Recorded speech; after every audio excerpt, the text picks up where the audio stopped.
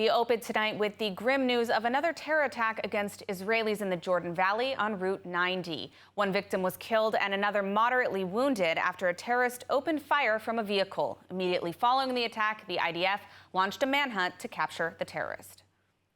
The Biden administration has taken a number of steps designed to reach a hostage for ceasefire agreement and de-escalate the region to prevent a wider war, while providing a massive boost to Israeli war efforts. ILTV's Steve Leibowitz has the report. The U.S. is set to allocate $3.5 billion for weapons to Israel as part of a larger $14.1 billion package approved last April, and now as part of the resolute U.S. stance to protect Israel should the Iranian attack materialize. The U.S. Central Command announced that F-22 stealth fighter jets were sent to the region, and a U.S. amphibious assault ship has docked in Cyprus to be used if hostilities flare in the area. Several top Biden administration officials plan to travel to Israel and the region in the coming days for the hostage deal and ceasefire negotiations, and also to coordinate on the threats of retaliation coming from Iran and Hezbollah in Lebanon. President Biden had a one-word warning to Iran, while Vice President Kamala Harris emphasized the importance of reaching a ceasefire agreement. Well, look, first and foremost, and the President and I have been working on this around the clock, we need to get the hostages out. We need a hostage deal, and we need a ceasefire. And I can't stress that strongly enough. It needs to get done. The deal needs to get done, and it needs to get done now. Over the weekend, U.S., Egyptian, and Qatari mediators issued a joint declaration calling for the completion of the hostage for ceasefire deal between Israel and Hamas in Gaza. The Prime Minister's office responded positively to the appeal and will dispatch mediators to renewed talks this coming Thursday.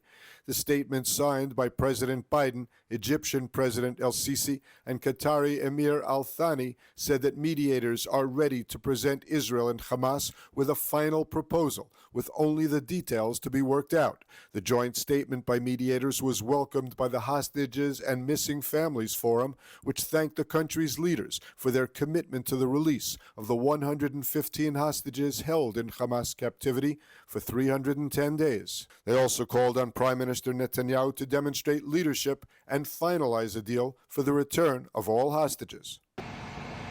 This upcoming summit must not become yet another set of delays with no fruitful outcome. This is a final summit. You cannot leave there without securing a hostage release deal. The White House said there is still a significant amount of work to do. Thursday will be the resumption of the talks, not their finalization. Day 310 of the war in Gaza, and the Air Force conducted a precision strike on a Hamas operations center in northern Gaza, located in a school. Some 19 Hamas gunmen were killed in the strike, while Hamas initially claimed 100 casualties, a number later revised to around 40. Despite this, many media sources continued citing Hamas's 100 figure, adding criticism to Israel. North of the border, heavy IDF clashes with Hezbollah continued, and the Air Force targeted and killed the top Hamas commander based in Lebanon. ILTV's Steve Leibowitz has the report. The Air Force used precision munitions to take out a Hamas operations center in northern Gaza located in a school. The IDF issued proof of 19 Hamas gunmen killed in the strike. The IDF took steps to limit civilian casualties before launching the strike, but there were reports of civilian casualties. Early this morning, the IDF conducted a precision strike against the terrorists in one specific building of the compound, an area that, according to our intelligence, no women and children were present. You can see in a video published by us today that the compound is still intact and that there is no significant cratering or damage to the main structure of the compound. This pattern of systematic abuse of schools for military activities by Hamas and Islamic Jihad endangers both Gazans and Israeli civilians. Elsewhere in Gaza, a new IDF operation is underway in Khan Yunis, and civilians have been ordered to relocate from some areas in the city. The 98th Division launched the operation based on intelligence that Hamas gunmen had returned to the area. The Air Force struck more than 30 Hamas targets in Khan Yunis, including weapons storage facilities. The IDF said it's operating above and below ground to eliminate terrorists as part of the effort to degrade the terror organization's capabilities throughout the Gaza Strip as they attempt to regroup. Meanwhile, according to security sources, the IDF and Shin Bet are closing in on Hamas leader Yahya Sinwar.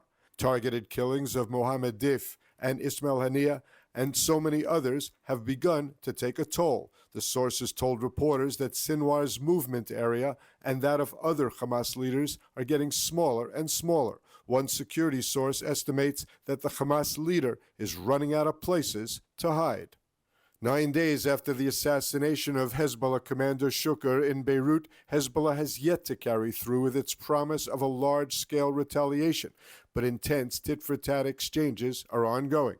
Over the weekend, the IDF targeted and killed the senior Hamas official Samer al-Hajj in Lebanon in a drone strike near Sidon. Al-Hajj was responsible for mortar and rocket launches from Lebanon in the Ain el-Khilwa Palestinian refugee camp near Sidon. In response, Hezbollah launched explosive-laden drones at northern Israel. One was intercepted and others landed and caused damage. Some 11 miles south of the border, a treatment and rehabilitation center was badly damaged. No injuries have been reported. As the Islamic Republic of Iran continues to promise an attack on Israel, reports from inside Iran are showing internal division on how to respond. In recent days, newly elected President Masoud Pezeshkian has proposed attacking Israeli targets in foreign countries, such as Azerbaijan or Iraq, rather than a direct strike on Israel. His reason for this is that Israel has immense capabilities to destroy Iran's infrastructure that, according to reports, could even topple the regime. On the other side, Ayatollah Khamenei and other IRGC leaders have pledged a strong multi-day attack targeting major Israeli bases and infrastructure. There have also been conspiracies that the IRGC is attempting to sabotage the new president's term by drawing the country into a massive regional war, including with its proxies in the region, as he's claimed that he seeks to reduce international tensions and the isolation of the Islamic Republic, in contrast, of course, to the agenda of the IRGC. Amidst fears of a large-scale regional war breaking out, the regime is facing tremendous international pressure not to respond to the assassination of Hamas leader Ismail Haniyeh, which took place in Tehran, which the regime attributed to Israel. Israel, however, has not claimed responsibility for the assassination. While the IRGC has not yet attacked Israel, they have been conducting numerous live-fire drills and have repeatedly issued NOTAM alerts to close Iranian airspace, leading many to suspect an imminent attack on the state of Israel. The regime has yet to carry out this wide-scale strike on Israeli targets, yet regime proxies have been busy throughout the region, attacking U.S. targets in Syria and Iraq, injuring American service personnel. The Islamic regime in Iran has been very clear in their attempt to attack the U.S. and Israel alike, and their proxy in Yemen, the Houthis, have been striking U.S., British, and other international ships for months.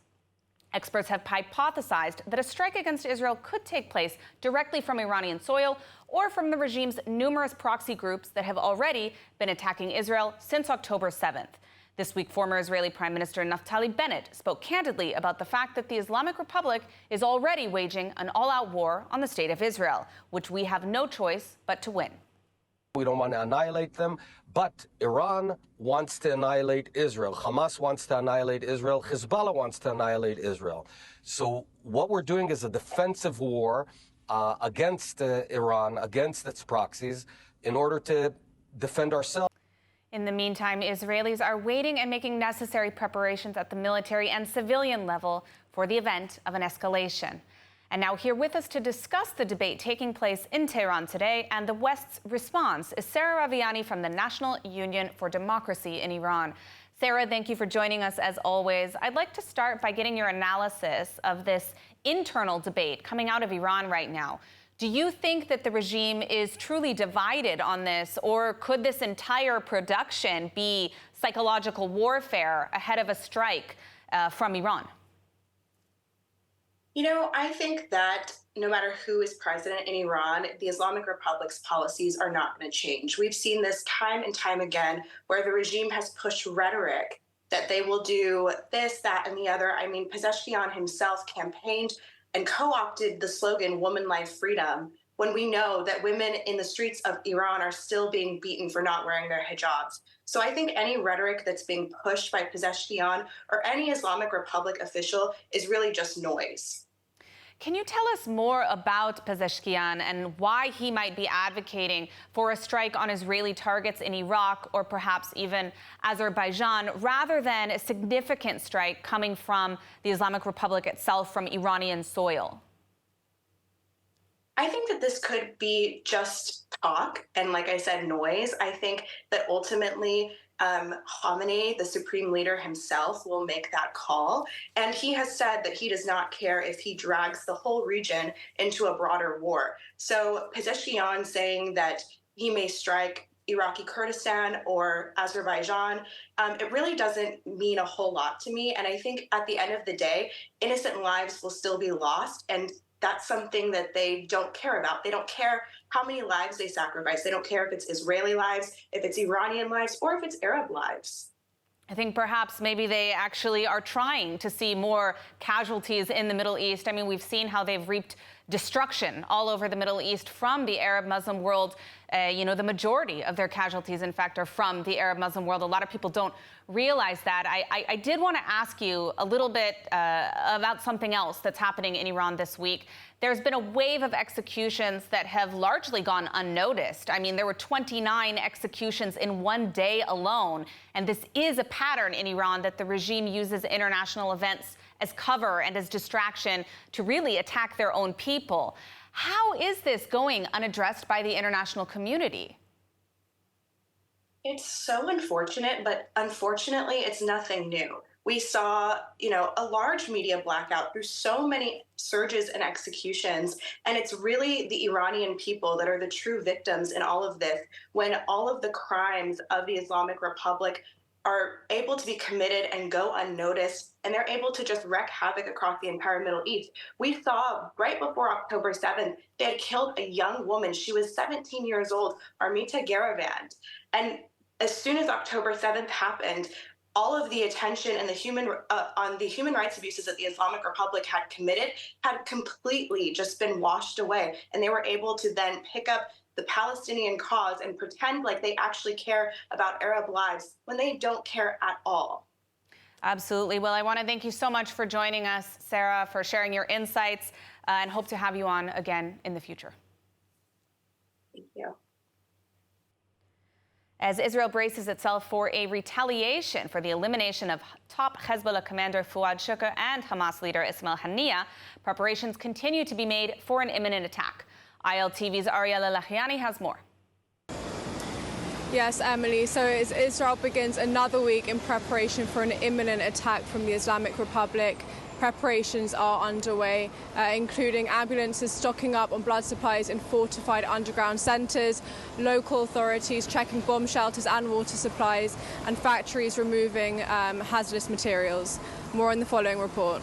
In light of increasing tensions and the looming threat of an attack from Iran and its allies, Israel has been ramping up its defensive preparations. The country's ambulance service has secured blood supplies in a fortified underground facility, while factories have relocated hazardous materials to safer locations. Local governments are also taking action, inspecting bomb shelters and water supplies to ensure they are ready for any potential strike. Israel has been bolstering its defences for months since October 7th. However, the urgency has heightened dramatically in the past 10 days as the conflict with Hezbollah in southern Lebanon, which is backed by Iran, threatens to escalate into a broader regional war. Prime Minister Benjamin Netanyahu addressed the nation on Wednesday, urging citizens to remain calm and patient. He assured them that Israel is well prepared for both defense and offense, striking at its enemies while remaining committed to protecting itself. The threat of a multi-front war is now a stark reality, with Israel facing militant groups like Hamas, Hezbollah, and the Houthis in Yemen, all supported by Iran. An attack is anticipated in the coming days following recent vows from Iran and Hezbollah to retaliate for the assassinations of key leaders in Tehran and Beirut. As the situation unfolds, Israel's military has enhanced its alert systems, including real-time text message alerts for targeted areas. In Haifa, bomb shelters have been upgraded with digital systems and generators, and underground parking lots have been designated as makeshift shelters. The city's Rambam hospital is on high alert, with its underground facility prepared to treat patients if needed. National Ambulance Service Magen David Adom has taken extra precautions, collecting blood donations in a heavily fortified underground center. Factories are being monitored closely to manage hazardous materials, and the Bank of Israel is ensuring that cash reserves are sufficient to meet any surge in demand. With the potential for a prolonged conflict, Israel is leaving nothing to chance, taking extensive measures to protect its citizens and maintain critical services. This week, ILTV's Lidar Gravelazi sat with Israeli Minister of Aliyah, Ophir Sofer, to discuss the increase in immigration to Israel following the outbreak of the war and how the ministry is making an extra effort to assist Jews worldwide in helping them come home to Israel. Let's take a look. We're here with Israeli Minister of Aliyah and Absorption, Ophir Sofer. Thank you so much for joining us today. Thank you for having me. This is a time of unprecedented global anti-Semitism where Jews are once again being targeted simply for being Jewish. Many feel unsafe abroad. Is this having an impact on Aliyah? Are you seeing an increase in the number of Jews expressing a desire to move to Israel? The answer is yes. I think that since 7 October, we see a strong solidarity of the entire Jewish people that coming to Israel. We see solidarity missions, we see financial support, the rallies, and we see a group of youth that coming and volunteer in the north, in the south, in the kibbutzim, moshavim. And I think that the top of the solidarity is that people who decided to make Aliyah. And this is it's moving and exciting. And even with October 7th, with the ongoing war with Hamas, with the Iranian threat, we're still seeing a desire to move to Israel? I think that the feeling of solidarity is the main or the core reason that people decided to make Aliyah. It's clear that anti-Semitism, it's also an impact or influence on their decision, but the solidarity is the main reason that people are making Aliyah. What we has experienced in the 7th October, that Hamas and our enemies try to defeat or to destroy or to damage Israel. And our answer is that is the Aliyah. It's the Zionism. It's the continuing of Israel. Now, you recently launched a 170 million shekel plan called Af al Pi Chen, or nonetheless in English, for Aliyah and Absorption. So first of all, what can you tell us about the name of this plan? What's its significance? And what are some of its main goals? Af al Pi Chen, it's mean despite the war. We continue as a strong state and as a strong people. And Aliyah is a core principle of Zionism. I received a lot of message from citizens that asked me about what is going on with Aliyah. It's inspired all people here in Israel, the wave of Aliyah, right in this time, in these challenging days. And what are the main goals or the main aims of this plan? We focus on 3 points, on Hebrew, rent, and student. In Hebrew, we build new, wide, and diverse possibilities of options for learning Hebrew. We help with rent, especially in the north and the south, in the Galil, Negev. And with the student, we built 27 new programs in the best universities in Israel, and it is going well. And I hope that we will develop these programs in the next years. From which countries are you seeing the most interest today? We see that in Canada, United States, England, and also in France. And so what are some of the main challenges facing people making Aliyah today? As I mentioned, language, but we talked about the solution or about what we plan to do. And I think that the second or the major challenge is the bureaucracy. And now we advance new programs to make the process smooth. And if you had a message for the Jewish diaspora, for those thinking of making Aliyah, what would that message be? Israel is experiencing challenging days. Israel is experiencing historic days. Israel needs you, and I want to express our commitment for supporting and to welcoming each and every one of you. Minister Ophir Sofer, thank you so much for taking the time to speak with us today. Thank you very much. And now the 2024 Paris Olympics, a topic we've been closely covering here on ILTV, is coming to an end. Israel's record-breaking performance this year at the Olympic Games serves as an incredible testament to Israeli resilience during wartime. Now let's go to ILTV correspondent Devo Klein to wrap up this year's Olympic highlights. Devo, what a year you've had. You've been following the Games this year closely. Take us through some of the highlights. Right. Well, first, before we get into the highlights, Emily, I'd like to say a huge congratulations to our Israeli rhythmic gymnastics team, who secured Israel's 7th and record-breaking silver medal this year. They did an incredible job with their floor routine, coming in second this past weekend and bringing in the silver medal. I just want to give some context to our viewers at home to just to discuss how significant this year has been for Israeli Olympics. Obviously, our first medal came in the sights of Yael Arad, the Israeli judoka who brought silver in the 1992 Barcelona Olympics. That was the first Israeli medal, and the first Israeli gold medal was Gal Friedman, who won the sailing competition in the 2004 Athens Olympics. So with the Tokyo Olympics in 2020, Israel started securing a little bit more gold medals than before. We had 2, and now we are at 4 with Tom Reuveni, who got a gold this year in sailing. And with 7 medals coming out of this year's Olympics from Paris, Emily, we've actually almost doubled the amount of medals that we had last year, which was 4. So what an incredible testament to what we are going through right now, especially during wartime. It's absolutely incredible. So let's just take a closer look at some of the highlights. The closing ceremony of the Olympics is set to take place tonight in Paris, rounding off a record-breaking year for Israeli athletes. The last medal secured by the Israeli team was a silver won by the Israeli rhythmic gymnastics team after placing second overall. With the gymnastics silver, the Israeli team was just 1 medal shy from doubling its medals won from the 2020 Tokyo Olympics, marking an all-time Israeli Olympic record. This year's Games also saw Israel win its 4th ever gold medal, with Tom Reuveni placing first in the men's windsurfing event. The first gold medalist from Israel was also in sailing, won by athlete Gal Friedman in the 2004 Athens Olympics. The second gold in Israeli history was won by Ukrainian-Israeli gymnast Artem Dolgopiat, securing gold in the 2020 Tokyo Games alongside Linoy Ashram, who also left Tokyo with the gold medal in rhythmic gymnastics.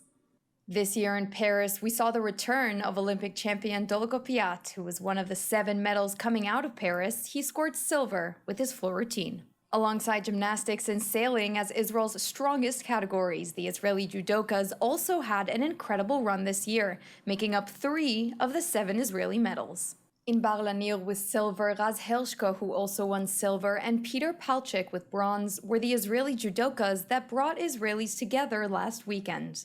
Palchik, who got emotional after his match, dedicating his bronze to the son of his coach, who tragically fell fighting in Gaza, reminding Israelis nationwide of the shared Israeli struggle this year, making these wins even more emotional. We will see you all in LA 2028. And now let's take a look at the weather forecast. Partly cloudy skies are expected tonight around the country, as temperatures should reach lows of around 24 degrees Celsius or 75 degrees Fahrenheit. Then tomorrow, mostly sunny skies and hot weather are expected, as temperatures should climb and reach highs of 34 degrees Celsius or 94 degrees Fahrenheit. That's a wrap for today's news. For all the latest updates from Israel on all your devices, be sure to check out our ILTV channels, subscribe to our newsletter, and explore our website, iltv.tv. Stay informed with the latest news straight from the heart of Israel.